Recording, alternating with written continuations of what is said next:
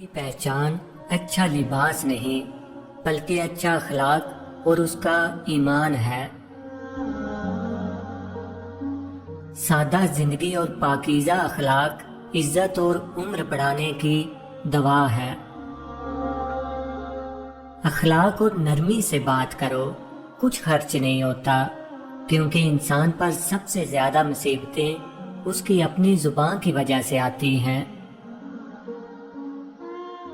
उम्दा अखलाक गुनाहों को इस तरह पिघला देते हैं जिस तरह पानी बर्फ को पिघला देता है।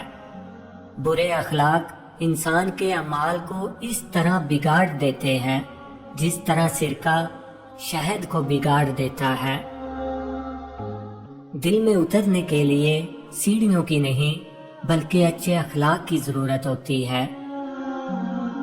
आदमी अपने अच्छे अखलाक की वजह से उन लोगों का मर्तबा पा लेता है जो रातों को इबादत करते हैं और दिन को रोजे रखते हैं। दुनिया के हर मैदान में हार जीत होती है, लेकिन अखलाक में कभी हार और तकब्बर में कभी जीत नहीं होती।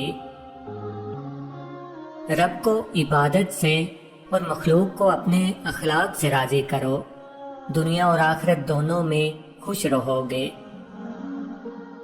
इख्तिलाफात पर सब्र करना और दूसरों को बर्दाश्त करना ही अखलाक है। अखलाक वो चीज है जिसकी कोई कीमत नहीं देना पड़ती, मगर इससे हर चीज को खरीदा जा सकता है।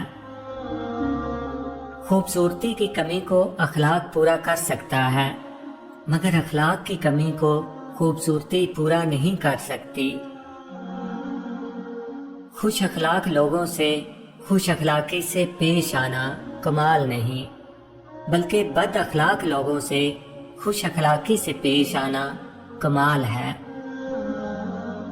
जब यकीन की पुख्तगी और अखलाक का हुस्न इंसान में आ जाए तो वो एक ही वक्त में खालिक और मखलूक दोनों का महबूब बन जाता है।